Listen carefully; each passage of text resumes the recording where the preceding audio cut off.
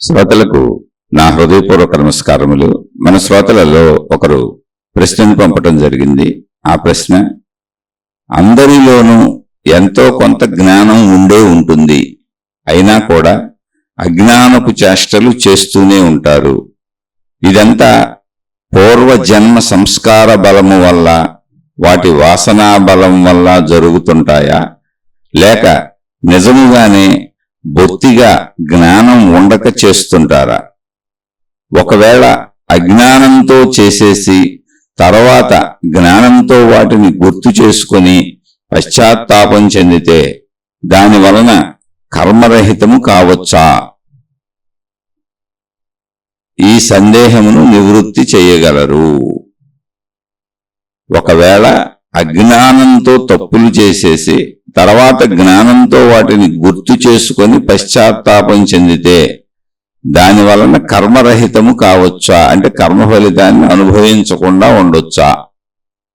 ఇదండి వీరి భావన, వీరి ప్రశ్న.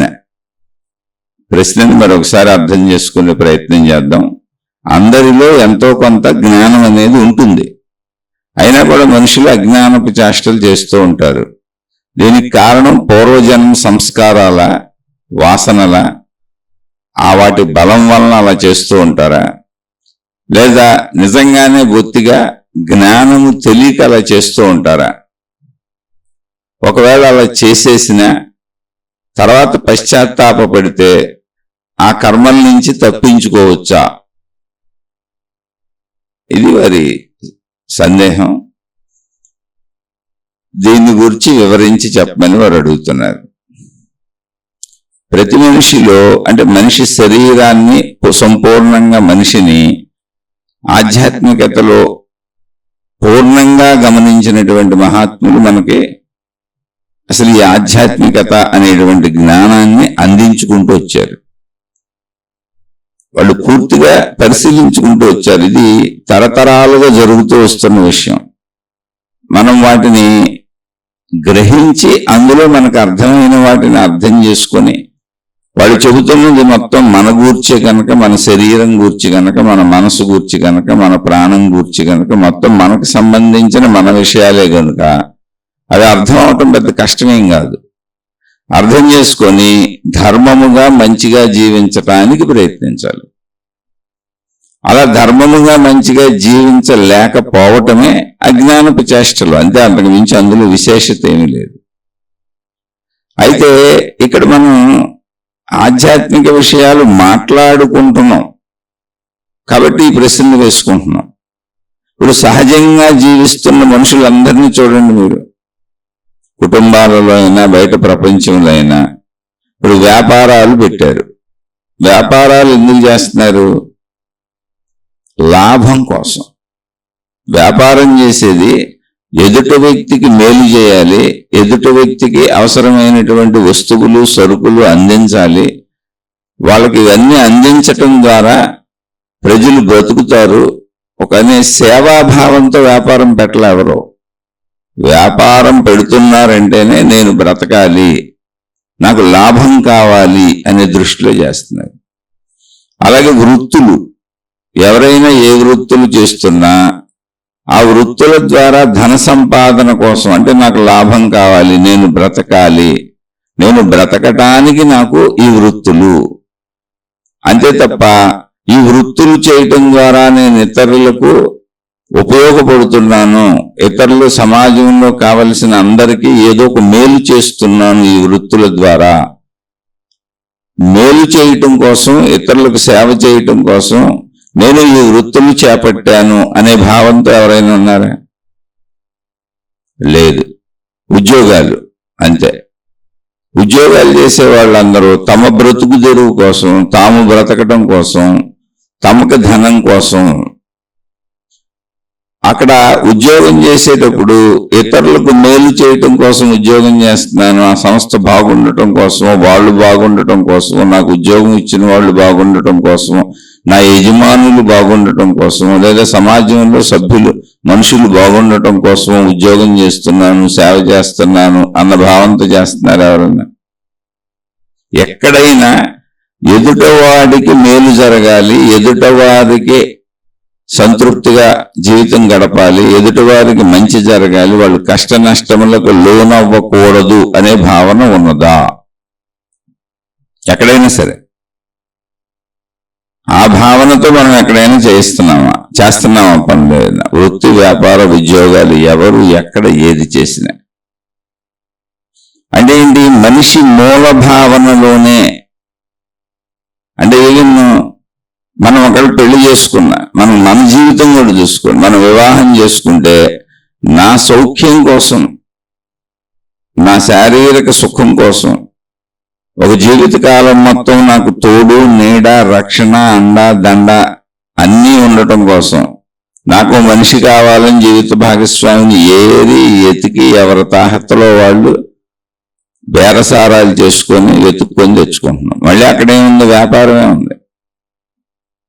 అందుకే అనేక మంది పెద్దలు మహాత్ములు ఎప్పుడూ చెప్పారు, ఇవన్నీ వ్యాపార సంబంధాలు అని. మానవుల మధ్య ఉన్నటువంటి మొత్తం రిలేషన్స్ అన్ని వ్యాపార సంబంధాలు. అంటే ఎప్పుడు మనం లాభం కోసం ప్రయత్నిస్తూ లాభాసక్తితో జీవిస్తూ ఉంటాం.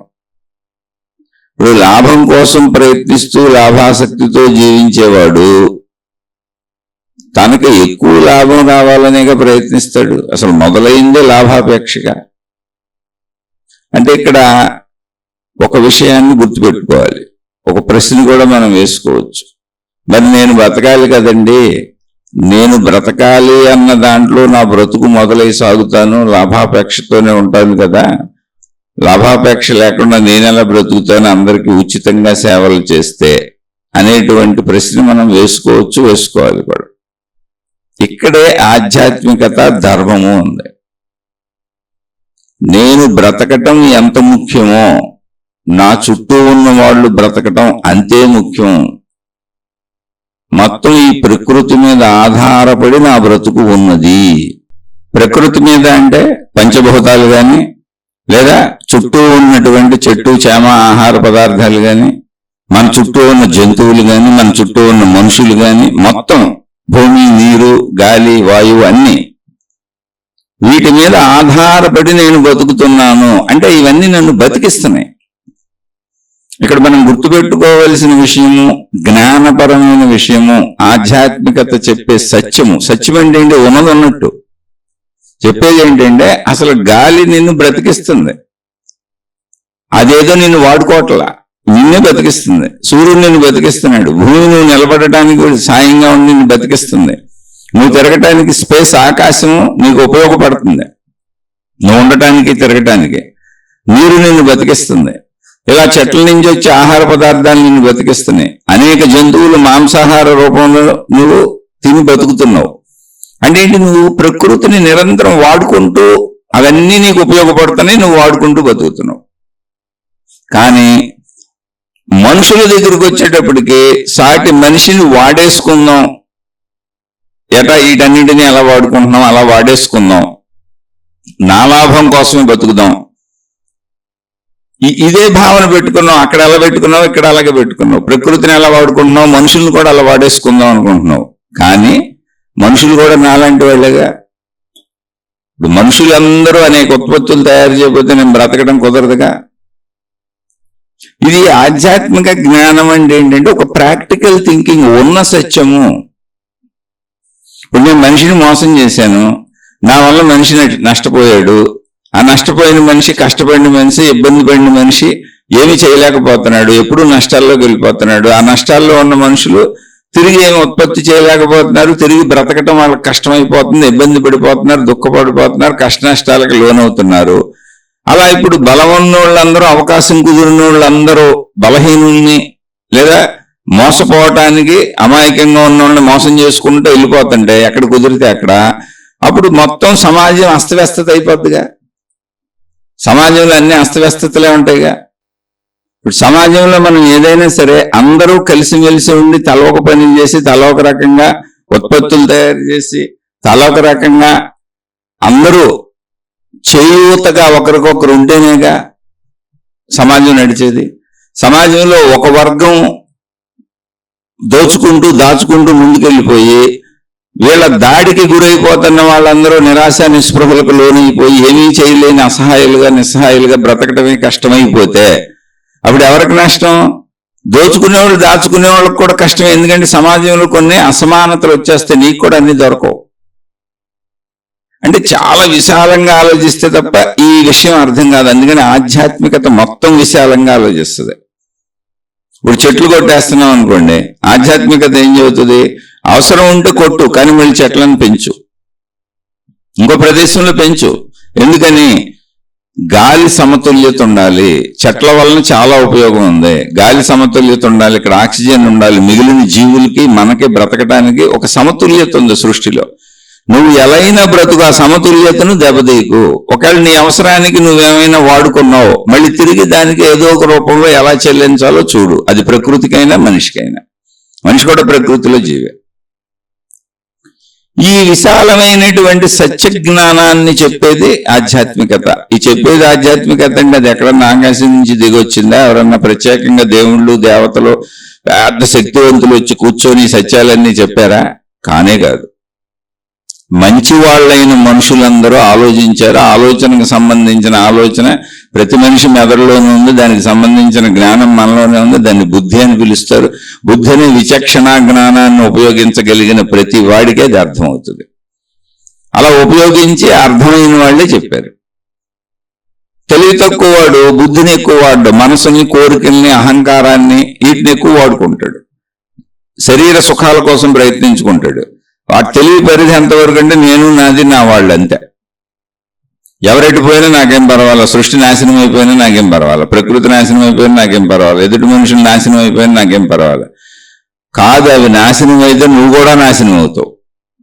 ఓ భూకంపం వచ్చింది అనుకోండి, అందులో మనం కూడా ఉంటాం. ఓ సునామీ వచ్చింది అనుకోండి, అందులో మనం కూడా ఉంటాం. వరదలు, వర్షాలు, తుఫాన్లు వచ్చినాయి, మనం కూడా ఉంటాం. ఓ కరెంటు పోయింది అనుకోండి, అనుభవించే దాంట్లో మనం కూడా ఉంటాం. అంటే వచ్చేటువంటి ప్రకృతి వైపరీత్యాలు మనకు కూడా జరుగుతాయని ఎందుకు అనుకోవట్లా? అలాగే వచ్చేటువంటి అనారోగ్యాలు, తీవ్రమైనటువంటి మనం చేసినటువంటి పొల్యూషన్ వలన వచ్చే బాధలన్నీ మనం కూడా అనుభవిస్తాం. ఇది ఒక మనిషికే కాదు, మొత్తం ప్రకృతి పరంగా చెప్పబడుతున్న సత్యము ఆధ్యాత్మికత. సత్యం అంటే ఏంటి? ఉన్నది ఉన్నట్టుగా అలా జీవించండి, దేన్ని పాడు చేయబాకండి. ఒకవేళ వాడుకోవడానికి దేన్నైనా కొంచెం పాడు చేయాల్సి వచ్చింది అంటే, చెట్టు కొట్టేయాల్సి వచ్చింది, ఏదో చదువు చేసుకోవాల్సి వచ్చింది, ఇల్లు కట్టుకోవాల్సి వచ్చింది, బ్రతకడానికి అన్ని అవసరమే, తప్పులేదు, చక్కగా చేయండి. అంత ఎత్తులో ప్రకృతికి ఇంకో సహాయం చేయి. మళ్ళీ నువ్వు ఇల్లు కట్టుకున్నాక మొక్కలు పెంచు. నువ్వు అక్కడ ఏం చేసావో దానికి ప్రత్యామ్నాయంగా ఇంకోటి చేయి. అందుకే ఎప్పుడు మంచిగా జీవించు, అంటే సదుద్దేశంతో జీవించు. ఇప్పుడు నాకు మొక్కలు నరికేస్తే నాకేమైంది, నా ఇల్లు నేను కట్టుకున్నా, నరికి పారేసా అన్నావు అనుకో. అలాగే మనుషులు నేను వాడేసుకున్నా, నా ఇష్టం నేను జీవించుకుంటున్నా, నాకేమైంది అన్నావు అనుకో. అదే ఇప్పుడు జీవితమే లాభాపేక్షతో జీవిస్తున్న వాళ్ళు అని చెప్పాను. అన్ని పొందటమే, అన్ని నాకు కావలసినవి పొందటమే. నాకేమైంది, ఎదుటోడు ఏమైతే నాకెందుకు, ఎదుటిది ఏమైతే నాకెందుకు, ఆ ప్రకృతి నాశనం అయితే ప్రకృతి నాశనం అయితే నువ్వు నాశనం అయిపోతావు. అది నీకు తెలియట్లేదు. ఇప్పుడు వచ్చే జబ్బులన్నీ మనం చేసుకున్న పొల్యూషన్ వలన విపరీతమైన కాలుష్యాలను పెంచేసుకున్నాం. అలాగే మనుషులందరినీ నష్టపరుస్తుంటే రెండు రకాల ప్రాబ్లమ్స్ ఉన్నాయి. తిరిగి ఆ మనుషులు నిన్ను నష్టపరిచే పని చేస్తారు, నెంబర్ 1. నెంబర్ 2, అసలు మన శరీర నిర్మాణము ఎలా ఉన్నది, మనిషి తనను తానే మోసం చేసుకుంటున్న పెద్ద విషయం ఏంటంటే, మన శరీర నిర్మాణంలోనే ధర్మము అని ఒకటి ఉంటుంది. అంటే ధర్మము అంటే ఏంటి? మన శరీరం మొత్తం ఒకదానికొకటి సహకరించుకుంటూ ఉంటుంది. తల నుంచి కాలు వరకు మన శరీర అవయవాలన్నీ మనం బ్రతకడానికి అనువుగా ఒకదానికొకటి సహకరించుకు పనిచేస్తాయి. అలా ధర్మముగా మంచిగా నువ్వు ఆలోచనలు చేసినప్పుడు అసలు మన శరీరం కదలాలన్నా, మన శరీరం ఆలోచించాలన్నా, మనలో ఒక ఆలోచన పుట్టాలన్నా, మనం ప్రయత్నించాలన్నా, పొందాలన్నా, అనుభవించాలన్నా, అసలు మనకు నేనను గుర్తింపు రావాలన్నా, భావన కలగాలన్నా, నిద్రపోవాలన్నా, నిద్ర మేలుకోవాలన్నా మనలో నిరంతర రసాయనిక చర్యలు జరుగుతాయి. అంటే కెమికల్స్ రిలీజ్ అయ్యేలా మన శరీరం ఉంది. ఆ రసాయనాలు ఉత్పత్తి అవ్వాలి. ఇక్కడ ధర్మంగా మంచిగా ఉండే వాళ్ళందరికీ శరీరానికి ఉపయోగపడే రసాయనాలు ఉత్పత్తి అవుతాయి. వాళ్ళకే వాళ్ళ శరీరంలోనే. అధర్మంగా, అన్యాయంగా, అక్రమంగా ఉండే వాళ్ళందరికీ వాళ్ళ శరీరంలోనే వాళ్ళకే వాళ్ళని ఇబ్బంది పెట్టే, బాధ పెట్టే, కష్టపెట్టే, నష్టపరిచే రసాయనాలు ఉత్పత్తి అవుతాయి. అవే అనారోగ్యాలు, జబ్బులు, బాధలు. అవి ఎక్కడి నుంచి వచ్చి పడినాయి కాదు, మనం చేసుకున్న కర్మలే. ఇదేంటి, మన అంతర్గతంలో మనం చెడు ఆలోచనలు చేసి చెడు భావాలతో జీవించినప్పుడు మన శరీరంలోనే మనల్ని నాశనం చేసే, మనకు జబ్బులు కలిగించే, మన బాధ పెట్టే, మన ఇబ్బంది పెట్టే, మన డిప్రెషన్లకు లోన్ చేసే నెగిటివ్ కెమికల్స్ రిలీజ్ అవుతాయి. ఇంకోటి, నేను తప్పులు చేస్తున్నాను, నేను పొరపాటుగా జీవిస్తున్నాను, నేను మోసగాడిని, నేను మోసగెత్తిననే భావన మానసిక భయంగా తయారవుతుంది. మంచిగా ఉండే వాళ్ళకి అసలు భయమే ఉండదు, ధైర్యంగా ఉంటారు. ఇవన్నీ మన్నే కొంగతీస్తుంటాయి. ఇవి మనకు మనం చేసుకుంటున్న హాని. మళ్ళీ కర్మ సిద్ధాంతం ప్రకారం నువ్వు ఏ మనిషికి ఎంత నష్టం చేశావో మళ్ళీ సృష్టి శక్తి మొత్తం దాన్ని గమనిస్తుంది, విశ్వశక్తి మొత్తం దాన్ని గమనిస్తుంది. దాన్ని దేవుడు, దేవత అని చెప్పారు. నువ్వు ఎవరిని ఎంత నష్టపరిచావో, ఎవరిని ఎంత ఇబ్బంది పెట్టావో, ఎవరిని ఎంత బాధ పెట్టావో, ఎవరిని ఎంత కష్టపెట్టావో, ఎంత మోసం చేశావో అంతా తిరిగి నువ్వు అనుభవించవలసి ఉంటుంది. అది మొత్తం విశ్వ ప్రణాళికలో భాగంగా నీ వైపు వస్తుంది. అందుకని ఇక్కడ ఎవరు కూడా తప్పులు ఎందుకు ఆపట్లేదంటే, తప్పు చేయగానే దాని ఫలితం రావట్లా. ఇప్పుడు రుప్పు పట్టుకుంటే కాలుతుంది, ఇది వెంటనే జరిగిపోతుంది కాబట్టి తెలుస్తుంది. నొప్పు పట్టుకుంటే కాలుతుంది కాబట్టి ఎవరు నొప్పు పట్టుకోరు, జాగ్రత్తగా వాడుకుంటారు. అగ్నిని వాడుకుంటారు, అందరూ జాగ్రత్తగా వాడుకుంటారు. పట్టుకుంటే కాలుతుందని తెలుస్తుంది. అలాగే కరెంటు ముట్టుకుంటే షాక్ కొడుతుందని తెలుస్తుంది. అందుకని వెంటనే తెలిసిపోతున్న విషయాలకి వాటి జోలికి వెళ్ళరు, జాగ్రత్తగా వాడుకుంటారు. ఎలా వాడుకోవాలో అలా జాగ్రత్తగా వాడుకుంటారు. ఆ జాగ్రత్తగా వాడుకోవటమే మంచి. ఇప్పుడు కరెంటుని ఒక జాగ్రత్తగా ఎలా వాడుకుంటున్నావు, అలా వాడుకున్న దానికి ఎలా బిల్లు కడుతున్నావు.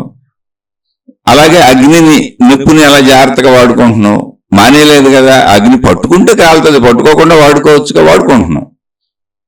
అలా ఈ సృష్టిని జాగ్రత్తగా వాడుకో, మనుషుల్ని జాగ్రత్తగా వాడుకో, అదే మంచి. అయితే కరెంటు షాక్ కొట్టినట్టుగా, నొప్పు కాలినట్టుగా కర్మ సిద్ధాంతము వెంటనే కనపడట్లేదు. వెంటనే కనపడట్ల. ఎప్పుడు కనపడుతుంది తెలీదు. రేపు కనపడుతుందా, ఎల్లుండి కనపడుతుందా అంటే మనం చేసిన పనిని బట్టి తిరిగి దాన్ని మనం అనుభవించవలసిన ఫలితం ఏ రీతిగా వస్తే మనం అనుభవిస్తాము అనేది సృష్టి నిర్ణయంలో ఉంది.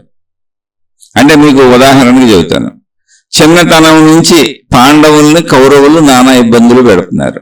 ఏంటి, చిన్నప్పటి నుంచి అసలు పాండవుల్ని చంపేయాలని విపరీతమైన ప్రయత్నాలు చేస్తున్నారు కౌరవులు. కౌరవులు అనే దాంట్లో దుర్యోధనుడు ఈ పిల్లలే కాదు, ఇది మొట్టమొదట తండ్రి నుంచి ఉంది, ధృతరాష్ట్రుడి నుంచే ఉంది. వాళ్ళ తండ్రి నుంచి వీళ్ళకి వచ్చింది ఆ బుద్ధి. ఎంతకాలం బాధ పెట్టారు వీళ్ళు, ఎంతకాలం ఓర్చుకున్నారు అంటే సంవత్సరాలు నడిచిపోయినాయి. వాళ్ళు పెద్దోళ్ళు అయిపోయారు, వివాహాలు అయిపోయినాయి, రాజ్యాలు చేసేసుకుంటున్నారు. అంటే 50, 60, 70 సంవత్సరాల కాలాలు నడిచినాయి. కానీ వాళ్ళకి పగల పోలా, ప్రతీకారాలు పోలా. ఎవరికి? కౌరవులకి. ఎందుకని? ఈర్ష్య. పాండవులు మంచోళ్ళు, ఆ మంచోళ్ళని వీళ్ళు భరించలేరు అంతే. అది ఎక్కడి నుంచి ఉంది? ధృతరాష్ట్రుడి నుంచి ఉంది. ధృతరాష్ట్రుడికి ఎక్కడి నుంచే ఉంది? ధృతరాష్ట్రుడు గుడ్డివాడు అవటం వలన ఎందుకు వచ్చింది ఆయనకి, అది కూడా చూద్దాం. ధృతరాష్ట్రుడు పెద్దవాడు. ధృతరాష్ట్రుడు పెద్దవాడు కనుక రాజ్యం ఆయనకే ఇవ్వాలి. అప్పుడు రాజుల కాలం అది. కానీ ఆయనకి గుడ్డితనం, పుట్టుగుడ్డివాడు కనుక అతని తమ్ముడైన పాండురాజుకు రాజ్యం ఇచ్చారు. గుడ్డివాడు ఎలా పరిపాలిస్తాడు అని. కానీ పాండురాజు ఏం చేశాడు? తన అన్నైన ధృతరాష్ట్రుడిని సింహాసనం మీద కూర్చోబెట్టి రాజ్యం తాను చేశాడు. అలా తన అన్నను కూర్చోబెట్టి రాజ్యం తాను చేస్తున్నప్పుడు ధృతరాష్ట్రుడికి అందరూ పాండురాజును పొగుడుతున్నారు. తన అసహాయత, తన నిస్సహాయత, తన గుడ్డితనం, పాండురాజు మంచితనం భరించలేనంత ఈర్షిగా, అసూయగా, ద్వేషంగా మారిపోయింది. ఇచ్చోండి ఎంత చిత్రం. ఆ భరించలేనంత ఈర్ష్య, అసూయలకు లోనైపోయాడు. అక్కడ మొదలైన ఈర్ష్య, అసూయ. అంటే పాండురాజు అంటే ముందు తరం.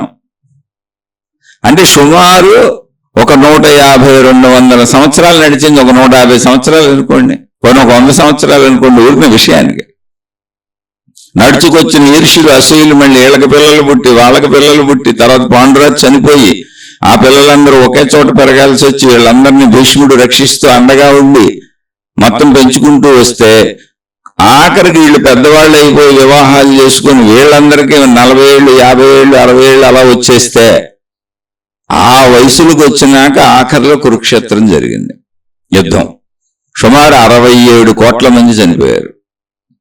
సుమారు అన్నాను, విషయం అర్థం చేసుకోండి. ఇక్కడ అంటే అంకెలో పట్టించుకోబాకండి. అంటే ఒక కాలం ఎంత వెళ్ళింది అంటే మొత్తం కౌరవులు అనేటువంటి ఒక దుర్మార్గపు ధృతరాష్ట్రుడి దుర్మార్గ భావనతో తయారైన వంశం ఏదుందో అసలు ఆ వంశమే సమూలంగా నాశనం అయిపోయింది. ఇంకా ఆ దుర్మార్గపు వంశం లేదు అసలు.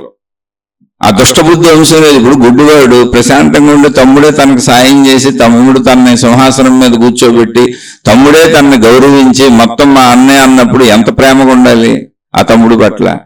అంత మంచిగా ఉన్న వాళ్ళ మీద ఈర్ష్యలు పెంచుకున్నారు, అసూయలు పెంచుకున్నారు, ద్వేషాలు పెంచుకున్నారు, వాళ్ళ పిల్లల్ని చంపేయాలనుకున్నారు. ఆయన ఎలాగో చచ్చిపోయాడు. అప్పుడు కాలం ఏం చేసింది, ధర్మం ఏం చేసింది, సృష్టి ఏం చేసింది, మంచి ఏం చేసింది, విశ్వం ఏం చేసింది, విశ్వశక్తి ఏం చేసింది, దైవశక్తి ఏం చేసింది, దాని ఏ పేరుతో పిలుచుకోండి. దేవుడు ఏం చేశాడు, దేవత ఏం చేసిందంటే ఇటువంటి దుర్మార్గుల వంశం కూడా ఉండకూడదు. ఏ బుద్ధులతో ఉంటారు. కాబట్టి మొత్తం వంశాన్ని సమూలంగా నశింపజేసేసింది కురుక్షేత్ర యుద్ధం పెట్టి. ఇంత టైం ఎందుకు పట్టింది అంటే మంచి వాళ్ళు ఓర్చుకోవడానికి పట్టిన టైము. ఇది మన నిర్ణయం కాదు, సృష్టి నిర్ణయం. సృష్టి ఇంకా ఛాన్సులు ఇచ్చి కూడా చూసి ఉండొచ్చు. మారతారేమో మంచి నేర్చుకుంటారేమో. ఎందుకని ధృతరాష్ట్రుడు పక్కనే విదురుణ్ణి పెట్టారు. సృష్టి ఏర్పాటు చేసింది విదురుడు అత్యుత్తమమైన వాడు. విదురుడు ఎప్పుడు నీతులు చెబుతానే ఉన్నాడు ధృతరాష్ట్రుడికి. తప్పులు చేయకూడదు, వద్దు, పొరపాట్లు చేస్తున్నారు, పొరపాట్లు ఒక జీవితకాలం చెప్పాడు. ధృతరాష్ట్రుడు బతికున్నంత కాలం చెప్పాడు. తర్వాత కౌరవులకు చెప్పాడు. అంటే ఏంటి, మంచి చెప్పిస్తూ, మంచిని బోధిస్తూ, మంచిని వినిపిస్తూ, అయినా నువ్వు మారకపోతే నీకు బోల్డు సమయం ఇచ్చి ఇక సమస్తంగా నిన్ను వంశంతో సహా సమూలంగా నాశనం చేయాలి. ఎందుకంటే చెడు ఉండకూడదు, ఇక్కడ మంచి బతకాలి. అంటే అంత ఛాన్స్ ఇస్తుంది విశ్వం, విశ్వశక్తి, సృష్టి శక్తి, దైవశక్తి. ఎందుకని వినిపిస్తుంది, మంచి మాటలు వినిపిస్తుంది, మంచి చెప్పిస్తుంది, నీ తప్పు నీకు చెప్పిస్తుంది, నీ లోటు నీకు చెప్పిస్తుంది, నీ పొరపాట్లు నీకు చెప్పిస్తుంది. ఆ పొరపాట్లోంచి బయటకు రావడానికి మంచి చెప్పిస్తుంది, నువ్వు మంచిగా బతకమని చెప్పిస్తుంది. విశ్వ ప్రయత్నం చేసినాక ఇంకా సృష్టి శక్తి వీళ్ళు మారరు అని నిర్ణయించుకున్నాక చంపేసింది. చంపేయటం ఏంటి? చంపేయటం కూడా తనలో కలుపుకోవటమే. చంపేయటము తనలో కలుపుకోవటమే, మోక్షము తనలో కలుపుకోవటమే. మోక్షం అంటే మంచి మార్గంలో వచ్చి తనను తాను తెలుసుకొని ఆనంద విశ్వశక్తిలో కలిసిపోతాడు మోక్షము. అందుకని ఆధ్యాత్మిక మార్గంలో ప్రయాణించమని ఆధ్యాత్మిక చెప్పుద్ది. చెడు ఏంటి అంటే ప్రకృతి చంపేస్తుంది, బలవంతంగా చంపేస్తుంది, దుష్ట శిక్షణ జరిగిపోద్ది. బలవంతంగా చంపబడతావు నువ్వు. ఏ దైవావతారం చేతో, ఏ మంచి వాళ్ళ చేతో చంపబడతావు నువ్వు. బలవంతంగా నిన్ను సృష్టి పీకేస్తుంది. ఇందులో నువ్వు పనికిరాని కలుపు మొక్కవని. అప్పుడు నీకు మోక్షం లేదు. మళ్ళీ పుడతావు, అనేక నీచ జన్మలు ఎత్తుతావు. మోక్షం వచ్చే వరకు నువ్వు ఇక్కడ పుట్టి నానా హింసలో పడతానే ఉంటావు. అలా ఎన్ని హింసలు పడితే నీకు బుద్ధి కుదురు వస్తుందో సృష్టికి తెలుసు. ఇప్పుడు కౌరవులుగా చంపేసింది ఈ దుష్టబుద్ధి ఉన్న వాళ్ళందరినీ. ఇప్పుడు నువ్వు బాధలు పడి, కష్టపడి, ఇబ్బంది పడి ఇంకో శరీరం ఏదో నీకు ఇస్తుంది. అందుకే ప్రకృతిలో ఎన్నో జంతువులు ఉన్నాయి, మనుషులు కాక ఎన్నో రకాలు ఉన్నాయి. అటువంటి జన్మలు ఎత్తి ఈ జన్మ నాకెందుకు అనుకొని, ఈ బాధలేంటి అనుకొని, అలా అలా అలా అలా అలా అలా నీలో మంచి మార్పు కలిగి నువ్వు మంచిని పెంచుకొని చెడును వదిలించుకొని నీ అంతటా నువ్వు ఆ అనంత విశ్వశక్తిలో లీనమైపోయే అంత జ్ఞానం పెంచుకొని ఆ జ్ఞానంతో సాధనలు చేసుకొని ఆ విశ్వశక్తి భావనలో, మోక్ష భావనలో లీనమయ్యే వరకు జన్మ పరంపర ఆగదు. కర్మలు ఎలా తప్పించుకుంటాం? ప్రశ్న అడిగిన వాళ్ళు అదే. పొరపాటున తప్పులు చేస్తారు, జ్ఞానం అందరికీ ఎంతో కొంత ఉంటుంది, అయినా తప్పులు చేస్తూ ఉంటారు. అలా తప్పులు చేసి తెలిసి తెలియక తప్పులు చేసిన వాళ్ళు ఎవరైనా, పొరపాటున అలా తప్పులు చేసిన వాళ్ళు ఎవరైనా పశ్చాత్తాపడి, ఒకవేళ పశ్చాత్తాపడి ఎవరైనా సరే ఆ పశ్చాత్తాపంలో మార్పు తెచ్చుకుంటే, అంటే ఇప్పుడు తప్పు చేయను అంటే కర్మ పోద్ది. అంటే కర్మ ఎందుకు పోద్ది? ఎలా పోద్ది? పశ్చాత్తాపం అనేది నీలో నీకు కలిగింది. మళ్ళీ అటువంటి తప్పులు చేస్తావో చేయవో కూడా తెలియదు. పశ్చాత్తాపడితే ఎందుకు పోద్ది? చేసిన దానికి అనుభవించక తప్పదు. ఇప్పుడు పశ్చాత్తాపడుతుంది దేనికి? చేయకూడదని. కర్మ ఫలము తప్పదు. ఫలం తయారైపోయింది, కర్మ మొదలు పెట్టినప్పుడే ఫలం తయారైపోయింది. దానికే చెప్పాను, చెడు చేసే వాళ్ళకే వాళ్ళ శరీరంలోనే రసాయనాలు ఉత్పత్తి అవుతాయి. ఫస్ట్ మనం చెయ్యి కదపాలంటే రసాయనం ఉత్పత్తి అవ్వాలి, మన కనురెప్ప కొట్టాలంటే రసాయనం ఉత్పత్తి అవ్వాలి. కెమికల్స్, నేను వాటి గురించి రసాయనాలని అర్థం అవడానికి పేరు పెట్టాను. ద్రవాలు అనేక ఉత్పత్తి అవుతాయి. హార్మోన్లు అసమతుల్యత అని చెబుతూ ఉంటారు. బోల్డ్ మందికి అనేక జబ్బులు ఉంటాయి, సరిగ్గా హార్మోన్లు రిలీజ్ అవ్వట్లేదు, లేదా ఎక్కువ రిలీజ్ అయిపోతున్నాయి, లేదా అసలు రిలీజ్ అవ్వట్లేదు. ఇప్పుడు షుగర్ అనేది ఏంటి, ఇన్సులిన్ ఉత్పత్తి చేయాలి, ప్యాంక్రియాస్ అనేటువంటి ఒక గ్రంథి. అది సరిగా ఉత్పత్తి చేయకపోవటం, ఆ ఇన్సులిన్ రెసిస్టెన్స్ తగ్గిపోవటం వలన షుగర్ అనే వ్యాధి వచ్చిందండి. అలా అవయవాలు పాడైపోతుంటాయి. ఇలా అవయవాలు పాడైపోవటానికి కారణం ఎవరు? మనమే. మనలో ఉన్నటువంటి కోపం, క్రోధం, లోభం, మోహం, మదం, మత్సరం, ఈర్ష్య, అసూయ, వీటితో మనం ఇతరులకు చేసే హాని చెయ్యాలన్న తలంపులు, మోసపు తలంపులు, అన్యాయపు తలంపులు, అధర్మపు తలంపులు, అంటే ఆ లోపల ఆలోచన పుట్టగానే రసాయనోత్పత్తి జరిగిపోయింది. ఎలా తప్పించుకుంటాం కర్మ నుంచి చెప్పండి? కర్మ బయట నుంచి ఎవరన్నా మనకు ఒక దేవుడు ఇస్తుంటే ఒక రిజిస్టర్ పెట్టుకొని ఎవరో రాసుకొని మన కర్మలన్నీ ఆ దేవుడు అసిస్టెంట్ రాసుకొని, ఈయన కర్మ చేశాడు అందుకని ఈయనకి ఫలితం, ఈవిడి కర్మ చేసింది అందుకని ఈవిడికి ఫలితం అని ఆ దేవుడు ఎవరన్నా రాసుకొని తర్వాత కర్మఫలాలను పంపుతుంటే మనం అప్పుడు కర్మఫలాలను మార్చుకోవడానికి టైం ఉంటుంది కొంచెం. తర్వాత ఉన్నతమైన కార్యాలు చేసి పశ్చాత్తాపాలు పడి మంచి పనులు కూడా చేశాం కాబట్టి దేవుడా మార్చు, బ్యాలెన్స్ చేయని అడగొచ్చు. కానీ అసలు నీ శరీరంలో ఆలోచన పుట్టగానే నీలో కెమికల్స్ రిలీజ్ అయిపోతాయి, లోపల రిలీజ్ అయిపోతాయి. మంచి ఆలోచనకి మంచి కెమికల్స్, చెడ్డ ఆలోచనకి చెడ్డ కెమికల్స్. అంతే సింపుల్. ఆవేశానికి ఆవేశం, కోపానికి కోపం, ఈర్ష్యకి ఈర్ష్య, అసూయకి అసూయ, దయకి దయ, జాలికి జాలి, కరుణకి కరుణ, సహాయానికి సహాయం, దోపిడీకి దోపిడీ. దేనికి దగ్గర రసాయనాలు దానికి ఉత్పత్తి అయిపోతాయి. ఇప్పుడు నువ్వు పని చేయటం కంటే ముందు నీలో రసాయనోత్పత్తి జరిగిపోయింది. చెడ్డ పని చేయాలన్న తలంపు రాగానే రసాయనోత్పత్తి జరిగిపోయింది. ఆ చెడ్డ పనికి నువ్వు ఎంత ప్రయత్నించుకుంటూ ఎన్ని ఆలోచనలు ముందుకు నడుస్తున్నాయో ఆ చెడ్డ పని పూర్తయ్యే వరకు వరుసగా రసాయనోత్పత్తి జరుగుతూనే ఉంది. ఆ చెడ్డ పనులు ఎంతసేపు జరుగుతున్నాయో ఒక పని మొదలు పెట్టుకుని ఒక ఆలోచన మొదట వచ్చింది, ఫలానా వ్యక్తిని ధనపరంగా ఇలా మోసం చేయొచ్చు అని. ఆ ఆలోచన రాగానే నెగిటివ్ కెమికల్ రిలీజ్ అయిపోయింది. ఆ ఆలోచన అమలు పెట్టడానికి నీకు ఎంత కాలం పెట్టిందో, ఎంత సమయం పెట్టిందో, మొత్తం మోసం చేసి నువ్వు ఆ వ్యక్తి నుంచి ఎంత పొందావో, ఆ పొందడం అనేది ఎంతవరకు జరిగి పూర్తయిందో అప్పటి వరకు నీలో రసాయనోత్పత్తి జరుగుతూనే ఉంది. నువ్వు అందుకని చేస్తూ ఉంటావు. ఇలా చేయలేవు నువ్వు. రసాయనాలు లేకుండా శరీరం కదలదు, అసలు కెమికల్స్ రిలీజ్ అవ్వాల్సిందే. అలాగే ధర్మము మంచి అనే ఆలోచన ఎంత చేస్తున్నారు, ప్రేమను ఎంత పంచుతున్నారు, దయగా ఎంత ఉంటున్నారు, జాలిగా ఎంత ఉంటున్నారు, కలిసిమెలిసి ఎంత ఉంటున్నారు, ఆనందంగా ఎంత ఉంటున్నారు, సంతోషంగా ఎంత ఉంటున్నారో, అది ఎంత ఉంటున్నారో మొదటి ఆలోచన నుంచి, అంటే ఆలోచన మొదటి నుంచి ఎంతసేపు అలా ఉంటున్నారు, ఎన్ని పనులు అలా చేస్తున్నారు, ఎంతకాలం అలా జీవిస్తున్నారు, అంతసేపు ఆ మంచి కెమికల్స్ రిలీజ్ అవుతాయి. అందుకే మొత్తం ప్రపంచంలో ప్రజలందరికీ ఏదో జబ్బు ఉంటుంది. ఏ జబ్బు లేని వాళ్ళు చాలా తక్కువ పర్సెంటేజ్లో ఉంటారు. ఈవెన్ మహాత్ములు, మహర్షులు, గురువులు అని పేర్లు పెట్టుకుని, మాతాజీలు అని పేర్లు పెట్టుకుని తిరుగుతున్న వాళ్ళకి కూడా జబ్బులు ఉన్నాయి. మీరు చూసుకోండి వెళ్ళి శరీరానికి. ఎందుకని? పైకి వేషధారణలు నటిస్తున్నారు తప్ప లోపల అంతరంగంలో అది కుళ్ళిపోతుంది. జబ్బు అనేది దానికే సంకేతము, ఎప్పుడు గుర్తుపెట్టుకోండి. అయితే ఇది అన్ని చోట్ల అందరికీ వర్తింపజేసి మళ్ళీ ప్రశ్నలు అడగబాకండి. మహాత్ములు జీవిత చరిత్రలు వచ్చేది విషయాన్ని అర్థం చేసుకోండి. కర్మను తప్పించుకోలేవు, ఎందుకంటే అది కర్మతో సమానంగా, కర్మ కంటే ముందే రిలీజ్ అయిపోతుంది. రిలీజ్ అయితేనే కెమికల్ కర్మ చేయగలుగుతావు, పని చేయగలుగుతావు. ఒక ఆలోచన పుట్టకుండా అసలు నేనని కూడా నీకు తెలియదు. నీకు ఒక ఆలోచన పుట్టకుండా, చెడో మంచో ఒక ఆలోచన పుట్టకుండా నువ్వు చేయలేవు. ఆలోచన పుట్టగానే కెమికల్ రిలీజ్ అవుతుంది. రిలీజ్ అవ్వగానే నువ్వు కదులుతావు మొదలెడతావు. నువ్వు అసలు కదలాలంటే కెమికల్ రిలీజ్ అవ్వాలి. అలాగే నువ్వు నిద్రపోవాలన్నా కెమికల్స్ రిలీజ్ అవ్వాలి, లేదా నిద్ర రాదు. అందుకే తప్పుడు పనులు చేసే వాళ్ళకి సరిగ్గా నిద్ర పట్టదు. కారణం ఏంటంటే యాంటీ కెమికల్స్ రిలీజ్ అవుతాయి, అందుకని నిద్ర సరిగ్గా పట్టదు.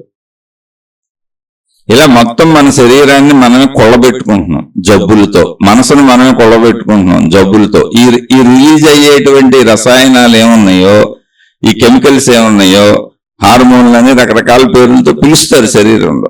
అవన్నీ కూడా మనసుని శరీరాన్ని పాడు చేస్తుంటాయి. చెడు అయితే అవన్నీ కూడా మనసుని శరీరాన్ని బలపరుస్తూ ఉంటాయి మంచి అయితే. కాబట్టి శిక్ష నీలోనే ఉన్న శిక్షను ఎలా తప్పించుకుంటావు?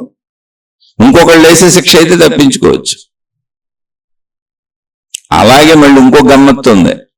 మనం ఏ భావాలతో జీవిస్తూ జీవితం గడుపుతున్నామో, మనం వివాహం చేసుకునే రోజుకి, మనకు వివాహం అవుతున్న రోజుకి ఆ భార్యకి ఆ భర్తకి ఏ బుద్ధులు, ఏ గుణాలు, ఏ ఆలోచనలు, ఏ చెడులు, ఏ మంచులు వాళ్ళిద్దరిలో ఉన్నాయో, వాళ్ళు కలిసే టైంకి, బిడ్డ పుట్టే టైంకి వాళ్ళిద్దరికి ఏ భావాలు ఉన్నాయో అయ్యే భావాలతో బిడ్డలు పుడతారు, తప్పించుకోలేను.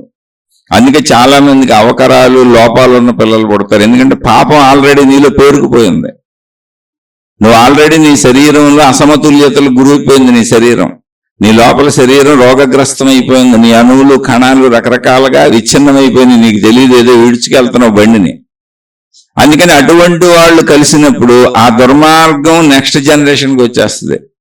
నీ యొక్క చెడుకి, నీ లోపల ఉన్న చెడు తలంపులు బయటికి తెలియదు ఎవరికే. కానీ నీ చెడు భావాలకు నీకు అలాంటి పిల్లలు పుడతారు. కొంచెం తెలివితేటలు ఎక్కువ ఉన్నోళ్ళు, తెలివితేటలు తక్కువ ఉన్నోళ్ళు, రకరకాల దుష్ట కార్యాలు చేసేవాళ్ళు, వీళ్ళందరూ ఇన్ని రకాల మనుషులు ఎందుకు పుడుతున్నారు? పిల్లలుగానే అలా ఎందుకు ప్రవర్తిస్తున్నారంటే తల్లిదండ్రుల లోపల ఉన్న దుర్భావాల వలన, లేదా తల్లిదండ్రుల లోపల ఉన్న సద్భావాల వలన. అందుకని పెళ్లిళ్ళు కూడా మంచి వాళ్ళని చూసి పెళ్లి చేసుకోవాలి. మంచి గుణాలు చూడాలి. డబ్బు ఎంత ఉందని కాదు. ఎందుకని డబ్బు గోల్డ్ ఉంది, కానీ నీకు పుట్టే పిల్లలే అవకరాలుగా పుట్టి, రకరకాలుగా పుట్టి, నిన్ను ఏడిపించే పిల్లలు పుట్టి, అనేక రకాలైనటువంటి అవయవ లోపాలుంటే పర్వాలేదు, జబ్బులుంటే పర్వాలేదు, ఇంకా మూర్ఖులు, రాక్షసులు పుట్టి అది తల్లిదండ్రుల్ని కొట్టి తిట్టి రోడ్లు పాలు చేసేసి వాళ్ళు బోల్డ్ మంది ఉన్నారు. ఇవన్నీ నీ బుద్ధులే. నువ్వు నీ లోపల ఉన్న గుణాలు, ఇతరులను మోసం చేద్దామన్న మోసపూరిత గుణాలు ఏమున్నాయో అవి నీ కణజాలంతా వ్యాపించిపోయి మీ స్త్రీ పురుషులు కలిసినప్పుడు మీకు పుట్టిన పిల్లలు కూడా అలాగే పుడతారు. అందుకని నీ సంతానం నీ కర్మే. అందుకని తల్లిదండ్రులు చేసిన పుణ్యపాపాలన్నీ పిల్లలకు వస్తాయి అన్నారు. పిల్లలకు రావటం ఏంటి? శరీర ధారణలోనే వచ్చేస్తాయి. మీ పిల్లల శారీరక బలం, మానసిక బలం, మీ పిల్లలకు ఉన్నటువంటి తెలివి, ప్రజ్ఞ, బుద్ధి, ఆ బుద్ధి మాంద్యం లేదా బుద్ధిలో తెలివి, ఇది మొత్తం మీరు చేసిన పాప పుణ్యాల చెట్టాతో ఆ పిల్లోడు పుట్టాడు, ఆ పిల్ల పుట్టింది. సింపుల్. తర్వాత మిమ్మల్ని చూసి మళ్ళీ పెరుగుతూ నేర్చుకుంటారు కనుక మళ్ళీ మీ బుద్ధిలో నేర్చుకుంటారు, మీ గుణాలే నేర్చుకుంటారు. మళ్ళీ ఆ చేసేదాన్ని బట్టి వాళ్ళ ఆరోగ్యాలు పడిపోతాయి. కొంతమందికి పిల్లలకు పుట్టుకతోనే అవయవ లోపాలు, అనారోగ్యాలతో పుడతారు, దీర్ఘకాలిక వ్యాధులు ఉంటాయి. కొంతమంది పుట్టి కొంతకాలం తర్వాత చనిపోతారు. ఇవన్నీ మన పాపకర్మలు. ఎల్లు గుర్తు చేసుకుంటే నా బుద్ధులేంటి, నా గుణాలేంటి, నీ లోపల చూసుకో. ఎవరో చెబితే నీకు బాధగా ఉంటది. అందుకే ఆత్మ విచారణ అంటారు. అంటే నన్ను నేనే పరిశీలించుకోవటం. ఆధ్యాత్మికతలో చెప్పిన ఆత్మ విచారణ అంటే ఆత్మశక్తి విచారణ, ఆత్మ జ్ఞాన విచారణ కాదు. ముందు అసలు నన్ను నేను పరిశీలించుకోవడం. నా బుద్ధులేంటో నాకు తెలుసు, నా గుణాలేంటో నాకు తెలుసు, నాలో ఉన్నటువంటి చెడు ఏంటో నాకు తెలుసు, నేను ఎలాంటి వాడినో నాకు తెలుసు, నేను ఎలాంటి దాన్నో నాకు తెలుసు. కాబట్టి నేను వివాహం చేసుకునే సమయానికి నా భార్య బుద్ధులేంటి, నా బుద్ధులేంటి, మేమిద్దరం కలిసి ఈ రెండు బుద్ధుల వాళ్ళం కలిస్తే మాకు పుట్టిన పిల్లలు ఎలా ఉంటారంటే కర్మఫలాలుగా పిల్లలు పుడతారు. మీకు పుట్టిన పిల్లలు మీ కర్మఫలాలు. వాళ్ళు హాయిగా ఉంటే నువ్వు ఆనందంగా ఉంటావు, వాళ్ళు బాధపడుతుంటే నువ్వు దుఃఖపడుతుంటావు. కాబట్టి నిన్ను తీవ్ర దుష్కర్మలకు లోను చేయాలి, నిన్ను బాధలకు లోను చేయాలి అంటే నువ్వు చేసిన కర్మఫలాలు ఉన్నాయి కదా, నీ శరీరంలోనే ఉండి నీ అణువుల కలయికేక నీ పిల్లలు, నీ అణువులనే నాశనం చేసి తెలివి తక్కువ పిల్లలు పుట్టొచ్చు, ప్రజ్ఞ లేని పిల్లలు పుట్టొచ్చు, ఎక్కువ కాలం బతకని పిల్లలు పుట్టొచ్చు, కొంతకాలం ఉండి అవయవ లోపాలతో చనిపోతారు చాలా మంది పిల్లలు. అంటే దీర్ఘాయువు లేనివాళ్ళు పుట్టొచ్చు. ఎన్ని రకాల చిత్ర విచిత్రాలు మీరు ప్రపంచంలో చూస్తున్నారో అవన్నీ మన కర్మలే, మన శరీరంలోనే ఉన్నాయి. అంటే ఏంటి? ఇప్పుడు మనం కనే పిల్లలు కూడా మన కర్మే. మన కర్మతో మన పిల్లల కర్మ కాల్చాం. అదే ధృతరాష్ట్రుడు చేసింది. ధృతరాష్ట్రుడికి పాండురాజు మీద ఉన్న దుర్భావంతో, ఎప్పుడూ దుర్భావంతోనే ఉన్నాడు. ఆ దుర్భావంతో గాంధారి కూడా మా ఆయనకి లేని కళ్ళు నాకెందుకని ఆమె కళ్ళకు గంతలు కట్టేసుకుంది. ఆమె తన కొడుకుల్ని, తన వాళ్ళని సరిగ్గా పెంచలా. ఈ దుర్భావాల కలయికలో దుష్టులైన వాళ్ళు పుట్టారు. ఏంటి వాళ్ళ నాన్నకి ఈర్ష్యుందో, అసూయుందో అన్నిటితోనే అదే పిల్లలు పుట్టారు. మొత్తం కౌరవులందరూ చూడండి ఎంత చరిత్ర ఉంటుందో. ఆ చరిత్ర అంటే ఎవరిదంటే ధృతరాష్ట్రుడిది, గాంధారిది. ఆ దుష్టబుద్ధులు వాళ్ళ దగ్గర ఉన్నాయి. ఆ దుష్టబుద్ధులతోనే అతను బతికాడు, గుడ్డోడు కాబట్టి ఏమీ చేయలేకపోయాడు. వీళ్ళు కళ్ళు ఉన్నాయి కాబట్టి అన్ని వికృత చేష్టలు చేశారు. కానీ అటువంటి వాళ్ళు ప్రపంచంలో ఉండకూడదు, ఇది సృష్టి నిర్ణయం. అందుకని ముందేం చేస్తుంది, ముందు ఎప్పుడు కూడా గుర్తుపెట్టుకోండి, ప్రకృతి శక్తి, దైవశక్తి, సృష్టి శక్తి, ఏ శక్తి అయినా మొత్తం సర్వం ఆత్మమయం జగత్తు కనుక శరీరాలను చెడుగా ఉపయోగించుకొని నేను ఆత్మస్వరూపుణ్ణి అనేటువంటి ఎరుక, నేను ఆత్మస్వరూపురాలనే ఎరుక లేని జీవులు కనుక వీళ్ళకు ముందు బోధలు చేస్తుంది. మంచిగా బతుకు, మంచిగా బతుకు, మంచిగా బతుకు అని బోధలు చేస్తూ బోధలు అందించే వాళ్ళని పక్కన పెడుతుంది. అలా ఎప్పుడు విదురుడనే ఆయన ధృతరాష్ట్రుడు పక్కనే ఉన్నాడు, మీరు గమనించండి. అక్కడే ఉన్న ధృతరాష్ట్రుడికి, అప్పుడే ఉన్న ధృతరాష్ట్రుడికి పాండవులు కౌరవులు పుట్టు పెద్దోళ్ళు అయిపోయినాక కూడా వాళ్ళ బంధువైన కృష్ణ భగవానుడు అక్కడే ఉన్నాడు. ఆయన భగవంతుడు అని కూడా తెలుసు. ఎవరికి? ధృతరాష్ట్రుడికి తెలుసు, మిగిలిన వాళ్ళు ఒప్పుకోపోవచ్చు. కానీ మనసు మారటల్లా. వాళ్ళ తండ్రి వ్యాస మహర్షి, వ్యాస భగవానుడు. మొత్తం మనకు ఇంత సంపదను అందించిందే వ్యాస మహర్షి.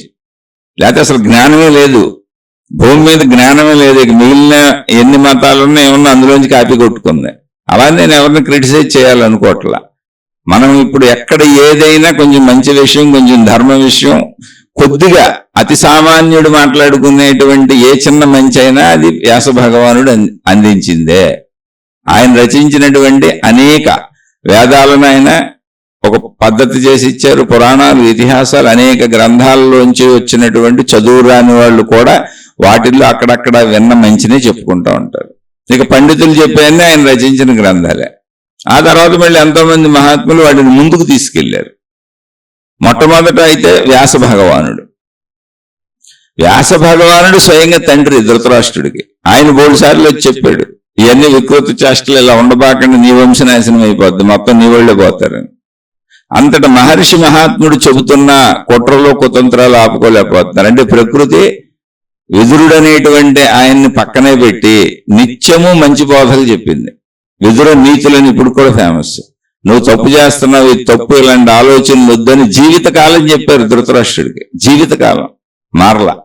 వాళ్ళ పిల్లలు పుట్టి వాళ్ళు తప్పులు చేస్తున్నప్పుడు విదురుడు పక్కనే ఉన్నాడు, చెబుతానే ఉన్నాడు. విదురుడు వాళ్ళ మంత్రుల్లో ఒక మంత్రి, వాళ్ళతోనే ఉన్నాడు వెంటర్లా. చుట్టుపక్కల వాళ్ళు చెబుతున్నారు వెంటర్లా. ఆఖరికి వాళ్ళకి జన్మనిచ్చిన వ్యాస భగవానుడు మహర్షి మహాత్ముడు, మొత్తం ప్రపంచానికే జ్ఞానాన్ని అందించిన మహాత్ముడు, ఆయన చెప్పాడు వెంటర్లా.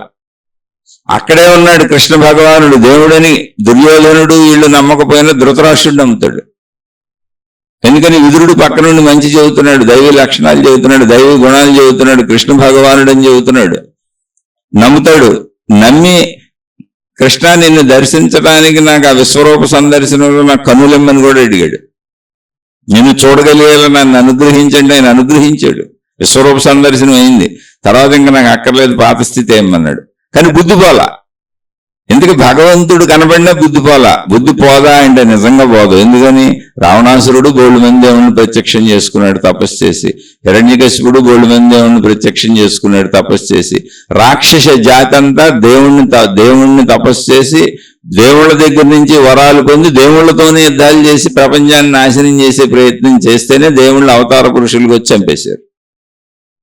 ఇప్పుడు ఏం చేయాలి? వాళ్ళు ఉపయోగించుకుంటుంది దైవశక్తినే. ఇప్పుడు సర్వం ఆత్మమయం జగత్ అన్నప్పుడు ఉన్న శక్తి అంతా ఆత్మశక్తి. కానీ శరీర భావనలో దాన్ని మంచిగా ఉపయోగించుట, దాన్ని చెడుగా ఉపయోగించుట అనేది జీవి చేస్తున్న పని. కాబట్టి చెడుగా ఉపయోగిస్తున్నప్పుడు అనంత ఆత్మశక్తిలో చెడు అనేది ఉండదు. ఉన్నదంతా ఏకశక్తి కనుక చెడుని నశింపజేసేప్పుడు ధర్మాన్ని ఉంచుద్ది, మంచినే ఉంచుద్ది. సృష్టిలో ఎప్పుడు మంచి కొనసాగేలా చూసుకుంటుంది. మళ్ళీ చెడుని నాశనం చేస్తూ ఉంటుంది. నాశనం చేయడానికి ముందు సంపద బోధ చేస్తుంది, ధర్మం చెప్పుద్ది. ధర్మం చెప్పేవాళ్ళని పక్కన పెట్టుద్ది. అదే ధృతరాష్ట్రుడికి ఎంతమందిని పెట్టారు. అలాగే మనకి ఇప్పుడు కూడా ప్రపంచంలో మంచి చెప్పేవాళ్ళు పక్కనే ఉంటారు, మంచి చెబుతూనే ఉంటారు, మంచి వింటూనే ఉంటాం, మంచి పుస్తకాలు చదువుతూనే ఉంటాం, మంచి మాటలు వింటాం, ప్రవచనాలు వింటాం, అన్నీ ఉంటాం. కానీ చెడు వదలకపోతే ఎంత మంచి చెప్పినా, దేవుడే దిగొచ్చి చెప్పినా, ఎంత మంచి చెప్పినా లోపల ఈర్ష్య అసూయ ద్వేషాలు పోగొట్టుకోలేకపోతే, చెడు పోగొట్టుకోలేకపోతే, మంచిని పెంచుకోలేకపోతే, మనలో మంచిని పెంచుకోలేకపోతే, చెడుని తొలగించలేకపోతే మిగిలింది ఏంటి? ఆఖరికి సంహారము. ఇంకా నిన్ను తీసేయటమే. సృష్టిలో నిన్ను ఉంచకూడదు. నేను తీసేసి మళ్ళీ నీకు ఒక నీచాతి నీచమైన జన్మిచ్చి నువ్వు నానా బాధలు పడి ఆ శరీరంతో, బాబోయ్ నాకు ఈ శరీరం వద్దు నేను బతకలేనని అనిపించి అలా అలా అలా అలా మళ్ళీ నువ్వు సద్భావాల వైపు రావటానికి వేల లక్షల కోట్ల జన్మలు ఎత్తడానికి ఇక్కడ అవకాశాన్ని కల్పించింది సృష్టి. కాబట్టి తప్పులు చేసి తప్పించుకోవచ్చా అంటే అందరికీ ఎంతో కొంత జ్ఞానం ఉంటుందంటే మనుషులందరికీ జ్ఞానం ఉంది, లేకపోవటం కదా ఉంది. అసలు జ్ఞానం ఏంటంటే తెలియట. ఆ జ్ఞానాన్ని ఎటు ఉపయోగిస్తున్నావు అనేది ఇక్కడ పాయింట్. ఆ జ్ఞానాన్ని సరైన దిశలో వాడు, సత్యముగా ధర్మముగా వాడని చెప్పేది ఆధ్యాత్మికత. ఎందుకని అది నిజం, ఆఖరికి అది మిగులుద్ది. ఇక్కడ సత్యమేవ జయతే నా అమృతం, అసత్యం అసలు ఎప్పటికీ నిలబడదు అని. కానీ సత్యము ఇప్పుడు నిలబడినట్టు కనపడుతుంది. ఇప్పుడు ధృతరాష్ట్రుడికి సంబంధించిన ఈర్ష్యాసూయ భావనలు తన తమ్ముడి దగ్గర నుంచి ఉన్నాయి ఆయనకి. అంటే ఆయన యువరాజు అయ్యే కాడి నుంచి పట్టాభిషేకం నుంచి ఉన్నాయి ఆయనకి. ఏది పాండురాజు ధృతరాష్ట్రుడికి పట్టాభిషేకాలు, అక్కడి నుంచి ఎక్కడ దాకా వచ్చినాయి. మళ్ళీ వాళ్ళ పిల్లలు పట్టాభిషేకాలు అయ్యి వాళ్ళు కొట్టుకునే చచ్చే వరకు వచ్చినాయి. అంటే ఒక కాలం ఎంత నడిచింది, వాళ్ళ యవనం నుంచి వీళ్ళ యవనం వరకు 50 ఏళ్ళు 60 ఏళ్ళు 70 ఏళ్ళు 80 ఏళ్ళు 90 ఏళ్ళు 100 ఏళ్ళు నడిచింది. 100 ఏళ్ళు నడిచినా నీకు దైవబోధలు చేసిన జ్ఞాన వ్యాసమహర్షి చెప్పాడు, కృష్ణుడు అక్కడే ఉన్నాడు, ఆయన చెబుతున్నాడు. అనేక మంది, విదురుడైతే నిత్యం పక్కనే ఉండి చెవిలో చెబుతానే ఉన్నాడు, చుట్టూ ఉన్నవాళ్ళు చెబుతున్నారు. భీష్ముడు మంచివాడు మంచిగా చెబుతున్నాడు, ద్రోణాచార్యుడు మంచివాడు మంచిగా చెబుతున్నాడు, చుట్టూ ఉన్న వాళ్ళు అందరూ మంచివాళ్లే. కానీ వాళ్ళు వింటలా. అప్పుడు ఏం చేయాలి? ఎంతమంది చెప్పినా ఎన్నిసార్లు చెప్పినా దైవమే ఎదురుగా నుంచున్నా నేను వినను, నా బుద్ధి ఇంతే, విషయం వింటాను కానీ మారను, చెడు పనులు చేస్తానంటే ఏం చేయాలి? సంహారము. కానీ దాని సంహారానికి ముందు జ్ఞానబోధ ఉంది, విషయబోధ ఉంది, నీకు అర్థమయ్యేటట్టు తెలియజేస్తూనే ఉంటుంది. ఇప్పుడు మనం మాట్లాడుకునేది కూడా అదే. మనకు అర్థమయ్యేటట్టు మహాత్ములు అందించారు. మనం ఈ శీర్షికల రూపంలో రోజు చెప్పుకునేది ఎందుకు? మనలో చెడుని సంహరించడానికి.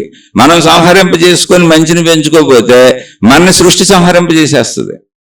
మనం నశించిపోవటం గ్యారంటీ.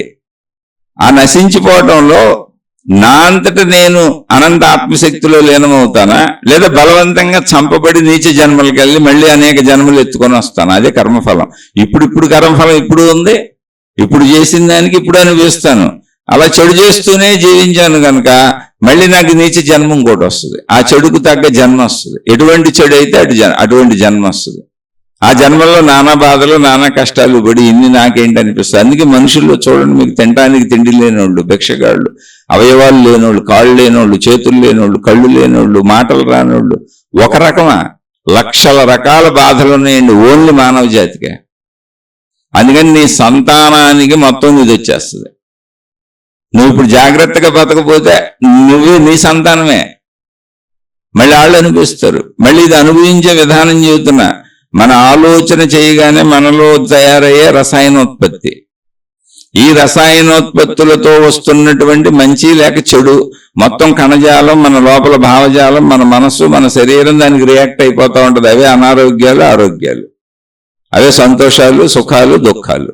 మళ్ళీ ఈ సంతోషాలు, ఈ సుఖ దుఃఖ శరీరాలతో, ఈ మంచి చెడు కలిసిన శరీరాలతో మనం కనే పిల్లలు ఆ ప్రభావంతోనే పుడతారు. అది మనం కనే టైంకి. అందుకని అనేక రకాల అవకరాలతో పుట్టిన పిల్లలందరూ ఆ తల్లిదండ్రుల పాపకర్మను పట్టుకు పుట్టినోళ్లే. అది నువ్వే అనిపిస్తావు మళ్ళీ వాళ్ళని పెంచుకోవటానికి. నాకు ఈ కర్మ ఏంటి అనుకుంటావు, ఎక్కడెక్కడికో వెళ్ళిపోతుంది అది. ఇప్పుడు తండ్రి కర్మ చేశాడు, నా తండ్రి కర్మ చేశాడు, నాకు వచ్చింది. మళ్ళీ నా నుంచి నా కొడుకు వచ్చింది, నా కొడుకు నుంచి ఆడు కొడుకు వచ్చింది. ఎన్ని వంశాలకు వెళ్ళిపోద్దాం. అలా తల్లి చేసింది, ఆ తల్లి నుంచి ఆ కూతురుకు వచ్చింది, ఆ కూతురు నుంచి కూతురుకు, మళ్ళీ కూతురు పిల్లలకు వచ్చేసింది, కొడుకు పిల్లలకు వచ్చేసింది. ఆ కర్మ అలా కొనసాగుతూనే ఉంది. ఎందుకని నువ్వు ఆపవుగా. దుష్టకర్మలు మనుషులు ఆపకపోతే ఆ వంశాన్ని తీసేయాలి, మొత్తం చెడుని తీసేయాలి. ఇప్పుడు మనకి ఏదన్నా అవయవాల్లో ఇబ్బంది జరిగే యాక్సిడెంట్లు అయినాయి, పడిపోయారు, ఏలో విరిగిపోయింది కదా, అతకడానికి కుదరదు, ఆ ఏలు కుళ్ళిపోయింది అన్నారు. అంటే మాకు తెలిసిన వాళ్ళకి జరిగింది. ఒక కరెంట్ షాక్ కొట్టింది, కరెంట్ షాక్ కొట్టి ఏళ్ళు మాడిపోయినాయి, ఆ ఏళ్ళు కోసేశారు. కొంతమందికి షుగర్తో ఏళ్ళు కాళ్ళు కోసేశారు. ఇప్పుడు కుళ్ళిపోతుంటే ఏం చేస్తాం? మన శరీరంలో అవయవాన్ని తీసేస్తాం, ఎందుకని అది మొత్తం శరీరాన్ని నాశనం చేస్తుంది. అలాగే చెడు నువ్వు ముందు నీకు మంచి చెప్పబడుతుంది, నిన్ను మంచి ప్లేస్లో ఉంచబడతావు, నీకు మంచి బోధించబడుతుంది, నీకు మంచిని చెప్పేటువంటి వాళ్ళని పక్కకు వస్తారు, చెడు చేయొద్దని చెబుతారు, మంచిని వినమని చెబుతారు, మంచిగా బతకమని చెబుతారు, అయినా నేను మారలేనంటావు. ఇదంతా చెప్పించింది ఎవరు? దేవుడు కాదా? దేవుడు దేవతగా. అలా నీకు దైవ సాంగత్యం దొరుకుద్ది, గురు సాంగత్యం దొరుకుద్ది, సజ్జన సాంగత్యం దొరుకుద్ది. ఎవరికి? చెడ్డోళ్ళందరికీ. అయినా నేను ఇంతే నువ్వు సంవత్సరాలు గడిపేస్తుంటే ఇక నిన్ను రక్షించడానికి ఎట్ట కుదురుద్ది? నేను తీసేయాలి, ఆ కుళ్ళిపోయిన కాళ్ళని తీసేయాలి. ఇక నేను మారలేకపోతున్నాను, నా మనసు మార్చుకోలేకపోతున్నాను, నా బుద్ధులు మార్చుకోలేకపోతున్నాను, నా గుణాలు మార్చుకోలేకపోతున్నాను, నన్ను నేను మార్చుకోలేకపోతున్నానంటే మార్చుకోవటానికి అనువైనటువంటి నువ్వు భరించలేని దుర్భర కర్మల శిక్షలు ఇవ్వబడతాయి. ఆ శిక్షలు పడుతూ కూడా నేను మార్చుకోలేకపోతున్నాను, మళ్ళీ చెడులోనే ఉంటాను, ఆ శిక్షల్లోంచి బయటకు రాగానే చెడులే చేస్తాను, నేను చెడుని ఎప్పటికీ వదలలేకపోతున్నా అంటే నువ్వు చంపే పడతావు. సంహారము, దుష్ట సంహారం. అలా మొత్తం రాక్షస జాతి సంహారం అది. ఇప్పుడు మనం చచ్చిపోతాం, పుణ్యాత్ములు చచ్చిపోతారు, మంచోళ్ళు చచ్చిపోతారు, చెడ్డోళ్ళు చచ్చిపోతారు, మనిషి ఆఖరికి చచ్చిపోతాడు శరీరపరంగా. కానీ ధర్మాత్ముడు చనిపోయేటప్పుడు ఆనందంగా చనిపోతాడు, హాయిగా చనిపోతాడు, ఆహ్లాదంగా చనిపోతాడు, ఉత్తమ జన్మని పొందుతాడు. ఎందుకంటే ఉత్తమ జన్మని, ఒకవేళ మళ్ళీ మనిషిగా పుట్టాడు, మోక్షం పొందలేదు, ఎందుకంటే బెటర్ జన్మని పొందుతాడు, బెటర్ మంచోడుగా పుడతాడు, బెటర్ మంచి ఆవిడగా పుడతారు, ఇంకా మంచిగా జీవించి మోక్షానికి వెళ్ళిపోతారు. ఎన్ని జన్మలైనా బెటర్ వెళ్ళి మోక్షానికి వెళ్ళిపోతారు. నీచపు పనులు చేసేవాళ్ళు ఎంతకంటే నీచంగా, ఎంతకంటే అసౌకర్యంగా, ఎంతకంటే ఇబ్బందిగా, ఎంతకంటే బాధలుగా, ఎంతకంటే కష్టాలుగా, ఎంతకంటే ఇంకా హీనంగా పుట్టి ఇంకా తప్పులు చేసుకుంటూ అప్పుడైనా తెలుసుకుంటావా? తెలుసుకోకపోతే మళ్ళీ చస్తానే ఉంటావు. కోట్ల జన్మలు నీకు అక్కడే ఉన్నాయి, అలాగే ఉన్నాయి, నువ్వు ఎత్తనే ఉండొచ్చు. అనంత సృష్టిలో అనంత జన్మలు ఎత్తొచ్చు మోక్షానికి వెళ్ళే వరకు. అంటే కర్మఫలములు తప్పించుకోవటం కుదరదు. నాకు ఇలాంటి పిల్లలు ఎందుకు పుట్టారు, నాకు ఇలాంటి భర్త ఎందుకు వచ్చాడు, ఇలాంటి భార్య ఎందుకు వచ్చింది, ఇలాంటి కొడుకు ఎందుకు పుట్టాడు, ఇలాంటి తండ్రి ఎందుకు, ఇలాంటి తల్లి ఎందుకు, ఈ హింసలు ఎందుకని మనం చేసుకున్న కర్మఫలాలు అనుభవించే విధానం రెండు రకాలుగా ఉంది. ఒకటి మన శరీరాన్ని మనం నాశనం చేసుకోవటం ద్వారా, అదే రసాయనోత్పత్తి. తద్వారా మనకు పుట్టే పిల్లలు. మన రసాయనోత్పత్తి శరీరం నుంచే పిల్లలు పుట్టేది. చెడిపోయిన చెడ్డ భావాల శరీరం నుంచి ఎటువంటి పిల్లలు పుడతారు? చెడ్డ భావాల అవకరాల శరీరాలతో పుడతారు, అవయవ లోపాలతో పుడతారు, లేదా చెడ్డ గుణాలతో పుడతారు. అది ప్రకృతి నిర్ణయం, ఎలా దాన్ని బేరీజు వేస్తుందో మనకు తెలియదు, కానీ అలా పుడతారు. అది మన శరీరం నుంచే వచ్చినటువంటి పాపము పుణ్యము మన నెక్స్ట్ తరానికి వచ్చింది. అది శరీర రూపంలోనే వచ్చింది. తెలివి, ప్రజ్ఞ, శరీరం, అవయవాలు, ఆరోపాలు. రెండవ రకం ఏంటంటే మొత్తం అసలు విశ్వశక్తి దీన్ని చూస్తానే ఉంది, కర్మ సిద్ధాంతం ఉంది. దాన్ని బట్టి నీకు మరో జన్మ ఎలా ఇవ్వాలి, మరో రోజు ఎలా ఇవ్వాలి, అసలు నీ జీవితంలోకి ఏమి రావాలి, ఏం పోవాలి, అకస్మాత్తుగా హఠాత్తుగా జరిగిపోయే నష్టాలు, కష్టాలు అప్పుడు దాకా మెదలకుండా అక్కడే అలా ముందు ఎంతో మంది వెళ్తున్నారు మెయిన్ రోడ్డు మీద, తప్పన ఒక పెద్ద చెట్టు కమ్మీరికి అందరూ వెళ్ళిపోయి బోల్డ్ మంది దాటి వెళ్ళిపోయారు, బోల్డ్ మంది అనుకున్నారు. ఆ ఒక్కడి మీద పడింది, బండి మీద వెళ్తున్నాడు మీద పోయినాడు, చచ్చిపోయాడు అండి, చావలా, కోమాలోకి పోయాడు, 2 రోజులు కోమాలో ఉన్నాడు. తర్వాత పార్ట్లు కొన్ని విరిగిపోయినాయి, కాలో చేయలేకుండా బతికాడు జీవితకాలం అంతా. అదేంటి? ఆ పిడుగు ఎవడి మీద పడింది, ఆ ఉపద్రవాలు అనుకోకుండా వచ్చి పడిపోతాయి. ఇవన్నీ కర్మ సిద్ధాంతంలో నీ మీద వచ్చి పడిపోయే ఉపద్రవాలు. మళ్ళీ నీకు ఎటువంటి భార్య రావాలి, ఎటువంటి భర్త రావాలి, ఎటువంటి కోడలు రావాలి, ఎటువంటి అల్లుడు రావాలి, ఎటువంటి పిల్లలు కలగాలి, ఇదంతా కర్మ సిద్ధాంతంలో ముందు భవిష్యత్తులో ఉంది. అది మనకది భవిష్యత్తు, కానీ మొత్తంగా సృష్టి శక్తిలో చచ్చి ఈ దుష్టకర్మలకి ఇంత దుష్టకర్మను ఇవ్వాలి అనేది ఉంది. అంటే రెండో రకంగా కర్మ సిద్ధాంతం నీ శరీరపరంగా కాకుండా సృష్టిపరంగా వచ్చి నీ మీద పడిపోద్ది, దాన్ని అనుభవించాల్సిందే. ఈ 2 సత్యాలు తెలుసు కనుక నీ శరీరపరంగా నీలో ఉత్పత్తి అయ్యే రసాయనాల పరంగా శరీరాన్ని, మనసుని నాశనం చేసుకోవటం, ఆ శరీరాల కలయికలో పుట్టిన పిల్లలకు అటువంటి చెడ్డ శరీరాలు, మంచి శరీరాలు రావటం, పుణ్యాత్ములకు మంచి శరీరాలు, మంచి పిల్లలు, చెడ్డోళ్ళకి చెడ్డ శరీరాలు, చెడ్డ పిల్లలు, అవయవ లోపాలు, ఏదో ఒకటి సంథింగ్ అలా పుట్టడం, ఇది మన శరీరాలతో జరిగే కర్మ. సృష్టించే కర్మ, సృష్టి మళ్ళీ మొత్తం అన్ని లెక్కలేసి కర్మ తెచ్చిస్తుంది. ఇప్పుడు పుట్టిన పిల్లోడికి ఎప్పుడో రాబోయే కోడలు, ఇప్పుడు పుట్టిన కూతురికి ఎప్పుడో రాబోయే అల్లుడు, మళ్ళీ వాళ్ళకు పుట్టబోయే బిడ్డలు, వీళ్ళందరినీ చూసుకుంటూ నువ్వు ఎంతకాలం బతికుంటావు, నీ ప్రాణం పోదు, పాపీచరాయువు అన్నారు. అలా ఉన్నవాళ్ళు బోల్డ్ మందిని చూశాను నేను. భర్తలు మంచివాళ్ళు అయితే నేను గమనించిన అన్నిళ్లలో విషయాలు చెబుతున్నా మీకు. వృద్ధాప్యం వచ్చి భర్తలు మంచివాళ్ళు అన్న చోట మంచి భర్తలందరూ ముందు చచ్చిపోయారు, చెడ్డ భార్యలందరూ మిగిలిపోయారు. పాపిచ్చరాయి అంటే ఏంటి? వృద్ధాప్యం వచ్చింది, 60 ఏళ్ళు 70 ఏళ్ళు 80 ఏళ్ళు, ఇక సావవు, అలా నేమి చేయలేవు, నీకు శరీర శక్తి సరిపోదు, నీ భర్త లేడు, నీ పిల్లలు వాళ్ళ పిల్లలు వాళ్ళ మనవాళ్ళు మనవరాలతో వాళ్ళ జీవితాలు గడుపుకుంటా ఉంటే నువ్వు ఒక మూల అలా చూస్తా కూర్చొని ఉంటావు, నరకం చూస్తావు. పాపీచరాయు. అలాగే భార్యలు మంచివాళ్ళు అయ్యి భర్తలు చెడ్డవాళ్ళు అయితే ముందు భార్యలు చనిపోయారు, భర్తలు మిగిలిపోయారు.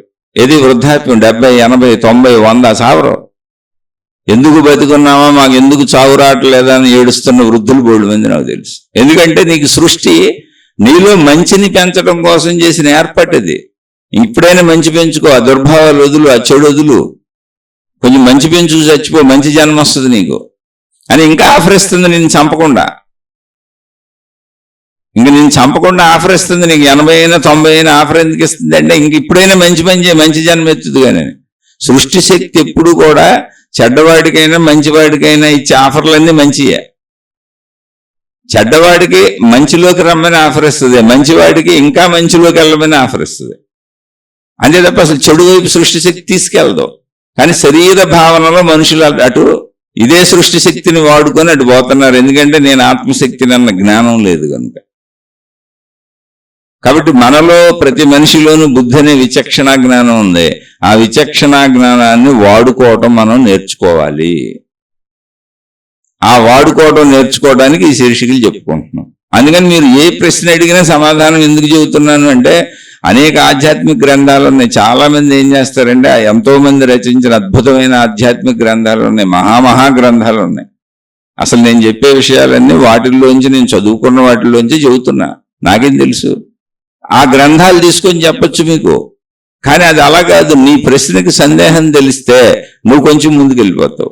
ప్రతి మనిషి జీవితంలో ఎదుర్కొనే సమస్యలు వేరుగుంటాయి, ఆలోచనలు వేరుగుంటాయి, కష్టాలు వేరుగుంటాయి, ఇబ్బందులు వేరుగుంటాయి, తనలో ఉన్న చెడ్డ కోరికలు వేరుగా ఉంటాయి, చెడు వేరుగా ఉంటుంది, రకరకాల చెడులు ఉంటాయి. అందుకని సందేహం వచ్చిన వాళ్ళకి ఆ సందేహాన్ని తీర్చామనుకోండి, అది దాటి ముందుకు వెళ్ళిపోతారు. అందుకని ప్రశ్నలకి సమాధానాలు చేయటం పెట్టుకున్నందుకు. లేకపోతే బోల్డ్ గ్రంథాలన్నీ చెప్పొచ్చు. ఇప్పుడు నేను చెప్పకపోయినే ఉంది. ఆ గ్రంథాలన్నీ మహాత్ములు అందరూ ఆల్రెడీ చెప్పేశారు, ఇంకా చెబుతున్నారు, రేపు చెప్పబోతారు. మీరు అక్కడైనా వినొచ్చు. అందుకే ఎక్కువగా ప్రశ్నలకి సమాధానాలు చెబుదామని పెట్టుకున్నాను. ఎందుకంటే ఆ అనుమానం తీరిపోతే మీరు ఇంకొంచెం మంచిలోకి వెళ్తారు. ఒకటే సూత్రం అండి, నిన్ను నువ్వు నీ అంతటా నీలో చెడు పోగొట్టుకొని మంచిగా మార్చుకుంటావా, మార్చుకోవా? ఆ మంచితో మార్చుకొని జీవిస్తావా? నువ్వు, నీ కుటుంబం, నీ తరతరాలు మంచిగా ఉంటాయి. నీ బుద్ధుల్ని బట్టే నీకు పుట్టే పిల్లలు ఉంటారు. మళ్ళీ వాళ్ళ బుద్ధుల్ని బట్టి వాళ్ళ జీవితాలు సాగుతాయి. మళ్ళీ వాళ్ళ బుద్ధుల్ని బట్టి వాళ్ళకు పుట్టే పిల్లలు ఉంటారు. ఇలా తరాలు తరాలు తరాలు అలాగే ముందుకెళ్తాయి. అందుకని నువ్వు ఒక్కడవి ఇప్పుడు మంచిగా మారితే, నువ్వు ఒక్కదాని ఇప్పుడు మంచిగా మారితే నీ వంశాలన్నీ మంచిగా ఉంటాయి. నీ వంశస్థులకే నువ్వు చేసే మేలు ఇది. అదే ఆధ్యాత్మికత చెప్పేది. నువ్వు ఇప్పుడు చెడ్డగా ఉంటావా? నువ్వు ఎంత బోధలు చెప్పినా మారవా? నీ చెవిలో ఎన్ని మంచి మాటలు వినిపించినా మారవా? నీకు ఎంత జ్ఞానోదయం చెప్పినా మారవా? నీకు ఎన్నిసార్లు మంచి వినిపిస్తున్నా, నీ ఇంటికి తెచ్చి వినిపిస్తున్నా, నీ పక్కనే మనుషుల్ని కూర్చోబెట్టి వినిపిస్తున్నా, ఆ చెడులోంచి బయటకు వచ్చేసి సంతృప్తిగా బతుకుతున్న వాళ్ళని చూపిస్తున్నా, మంచి వాళ్ళని చూపిస్తున్నా, మంచి మాటలు వినిపిస్తున్నా, మంచి జీవితం చూపిస్తున్నా, మారవా? అయితే కష్ట నష్టాలతో, ఇబ్బందులతో, భరించలేని బాధలతో జీవితం గడుపు. అప్పుడు మార్పు వస్తుందేమో. శిక్షలన్నీ ఎందుకంటే నిన్ను మంచిగా మార్చడానికి, అంతే తప్ప నేను శిక్షింపజేయాలనే దుర్మార్గపు కఠినత్వం ఎక్కడా లేదు సృష్టిలో. ఓ మాట చెప్పినప్పుడు ఆగకపోతే ఏం చేయాలి? ఓ దెబ్బ కొట్టి ఆపాలి. మనిషికో మాట గొడ్డుకో దెబ్బ అని సామెత ఉంది. ఒక మనిషిని చెప్పి ఆగాగానే ఆపుతున్నాం ఏదో ఒక విషయం అనుకోండి, ఎంత చెప్పినా ఆగట్లేదు అనుకోండి, గోప మీద బీగొకటి చెబితే ఆగిపోతారు. అదే సృష్టి చేసే పని. నీకు మంచి ముందు మాటలతో చెప్పిస్తుంది, చుట్టూ మంచి వినిపిస్తుంది. అనేక మతాలు, అనేక విధానాలు, అనేక పద్ధతుల్లో ఎవరో ఒకళ్ళు ఏదో ఒక మంచి నీకు నిరంతరం చెబుతూనే ఉన్నారు. నీ చుట్టూ మంచోళ్ళు ఉన్నారు, మంచి పనులు చేసేవాళ్ళు ఉన్నారు, మంచిగా జీవించే వాళ్ళు ఉన్నారు, సంతృప్తిగా జీవించే వాళ్ళు ఉన్నారు, నీకంటే తక్కువలో బతుకుతూ తప్పు చేయకుండా జీవిస్తున్న వాళ్ళు ఉన్నారు. ఇన్ని నీకు చూపించినా కూడా మారవా? నువ్వు చెడు మానవా? అప్పుడు ఏం చేయాలి? నిన్ను కష్ట నష్టాలకు గురి చేసి, బాధలకు గురి చేసి, ఇబ్బందులు పెట్టి, చురకలేసి, వాతలు పెట్టి నిన్ను మార్చే ప్రయత్నం చేయాలి. అప్పుడు కూడా మారవా? ఇక సంహారమే, తర్వాత నీచ జన్మలో. అందుకని నిన్ను ఎంతవరకు బాధ పెట్టచ్చో చంపకుండా బతికించి అంతవరకు బాధ పెడతానే ఉంటుంది సృష్టి. మీరు చూసుకోండి, చాలా మంది విపరీతమైన బాధలు పడతా ఉంటారు, కానీ చావు రాదు. మంచోళ్ళు పుణ్యాత్ములు తొందరగా చనిపోతారు హాయి, కానీ తొందరగా అంటే అది 10 ఏళ్ళకి 20 ఏళ్ళకని కాదు. చక్కగా సంపూర్ణ జీవితాన్ని అనుభవించి బాధ్యతలన్నీ, మంచి అనేది ఆయువు కాదు. ఎప్పుడు చూడండి, సంపూర్ణ జీవితం అంటే పుట్టాను, పెరిగాను, చక్కగా వృత్తి వ్యాపార ఉద్యోగాలు, డబ్బు సంపాదించుకున్నాను, పెళ్లి చేసుకున్నాను, పిల్లల్ని కన్నాను, మొత్తం సంసార జీవితం, కుటుంబ జీవితం అంతా చూశాను, పిల్లల్ని పెంచుకున్నాను, చక్కగా చదివించుకున్నాను, వాళ్ళకు కూడా ఏదో వృత్తి వ్యాపార ఉద్యోగాల్లో సెటిల్ చేశాను, వాళ్ళకు కూడా పెళ్లిళ్ళు చేశాను. ఇప్పుడు వాళ్ళ కాళ్ళ మీద వాళ్ళు బతకగలిగి, వాళ్ళ జీవితం వాళ్ళు బతకగలిగి, వాళ్ళకి పిల్లలు పుట్టి, ఆ పిల్లలు కూడా ఆరోగ్యవంతులుగా బాగుండి, ఆ మనవల్ని మనవరాల్ని చూసి ఆడుకుంటూ హాయితో సంతృప్తి అయిపోయింది. అక్కడి నుంచి ఇంక నువ్వు ఎంతకాలం బతికినా ఎక్సెస్ వేస్ట్ బతుకేది.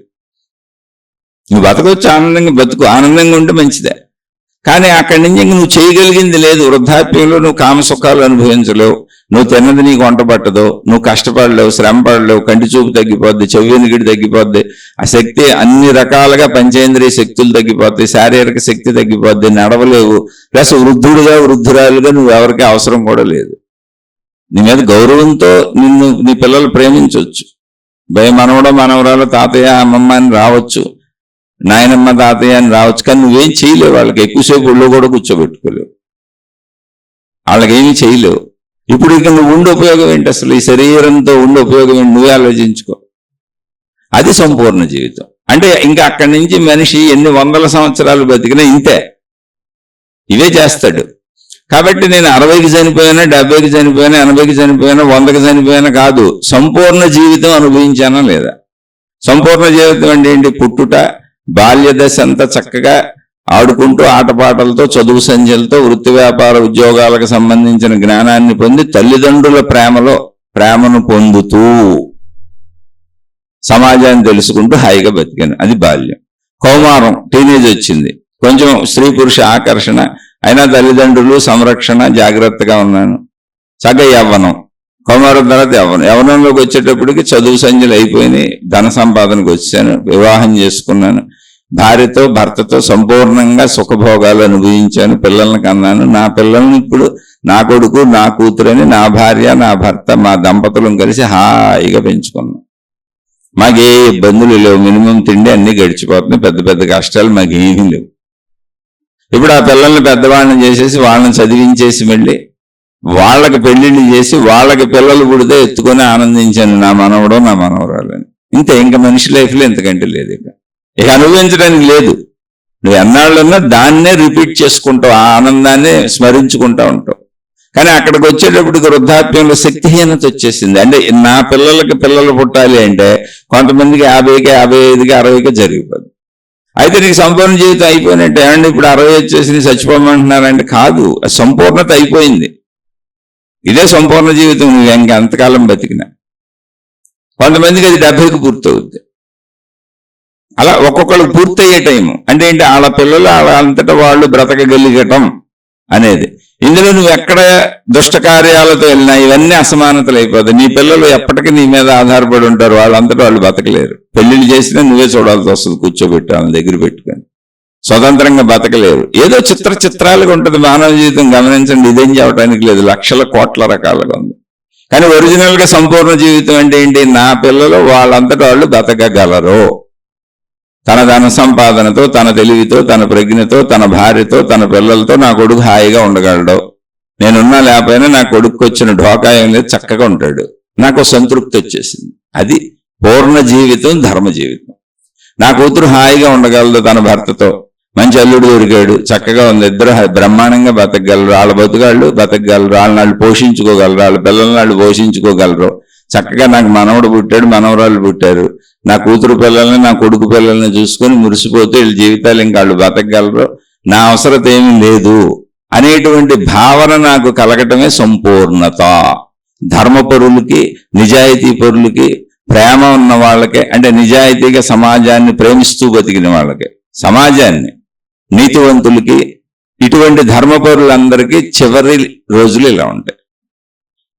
నా కూతురు హాయిగా బతుకుద్ది తన భర్తతో తన పిల్లలతో అని మనస్ఫూర్తిగా ప్రాణాలు వదులుతారు. అది ఎప్పటికైనా కానివ్వండి, కానీ అది వచ్చేస్తుంది.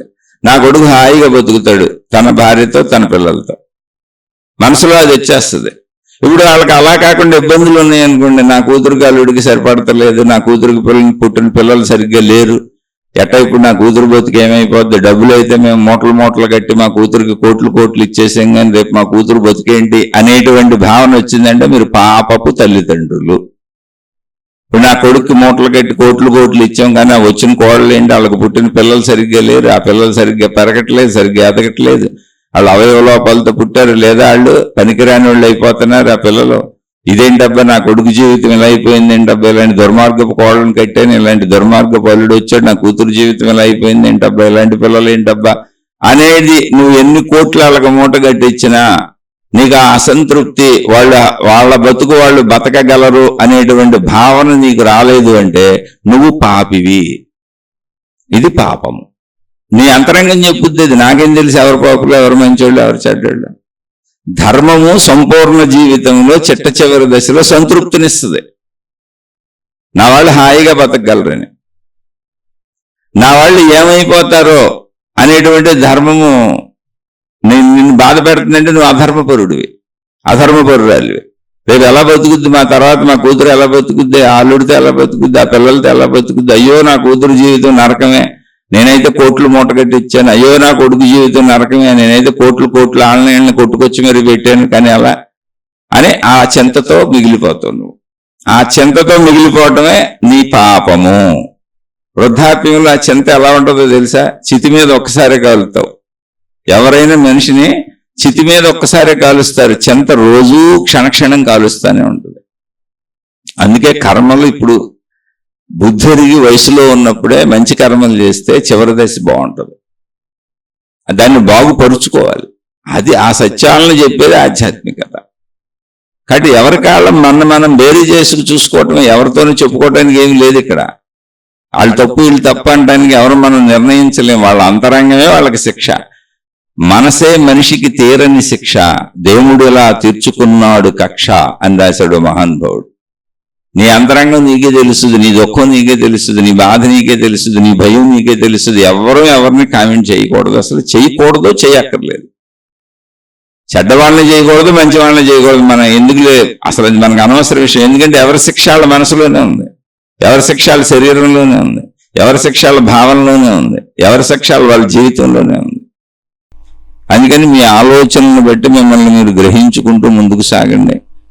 మంచి నేర్చుకుంటున్న వాళ్ళు, నేర్చుకుందామన్న ఆసక్తి ఉన్నవాళ్ళు కామెంట్ల రూపంలో తెలియజేయండి. ఇక ఇది నచ్చని వాళ్ళు అకారణ ద్వేషాలు పెంచుకున్న వాళ్ళు, అమ్మ మీ పాదాలకు నమస్కారం, అయ్యా మీ పాదాలకు నమస్కారం, నేను అతి సామాన్యుణ్ణి, నాలో ఎటువంటి గొప్పతనము లేదు, నేను సామాన్య మానవుణ్ణి, కుటుంబ బాధ్యతలు చేసుకుంటూ ఆ సర్వసాధారణంగా బతుకుతున్న సామాన్యుణ్ణి. కేవలం నన్ను నేను సన్మార్గంలో మంచి మార్గంలో ఉంచుకోవాలి, నాలో చెడు పోగొట్టుకోవాలని నాతో నేను చెప్పుకుంటున్న మాటలు కొందరు సోదరీమణులు వింటున్నారు, అడుగుతున్నారు చెప్పమని. మాలో కూడా మార్పు వస్తుందంటున్నారు కనుక ఈ శీర్షికల రూపంలో చెప్పే ప్రయత్నం చేస్తున్నాను. కనుక నచ్చని వాళ్ళు వాడే వందలే సామాన్యుడని వదిలేసి మీ మార్గాల్లో మీరు హాయిగా ముందుకు సాగిపోండి. శుభమస్తు. మీకు మీ కుటుంబ సభ్యులకు మేలు చేకూరుగాక. మరలా మరొక కొత్త శీర్షికతో కలుసుకుందాం.